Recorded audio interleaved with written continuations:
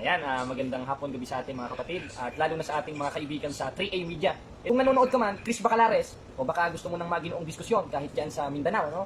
Kahit dyan sa Davao, pwede tayong magdiskusyon sa Cagayan de Oro. Ipakita mo lang yung angas mo sa social media. Kasama pa si Tell the World. Sino bro? Tell the World, kasama pa. Tell the world, pati itong si Dan Maasin ba to? Wala ba asukal dyan? 3A Media. Yan, Dan Maasin. Hinahamon kita ng diskusyon. Uno. Narito po ang aking kasagutan sa hamon ng isang safety. Malugod ko po na tinatanggap ang iyong hamon ng debate, Mr. Jared Almoranas ba yun? Yung apelido niya? Pasensya kayo, hindi ko po natandaan yung apelido niya. Basta, Mr. Jared Almoranas, kung Almoranas ba yung apelido mo? Malugod ko pong tinatanggap ang iyong hamon. I-PM mo ako kaagad.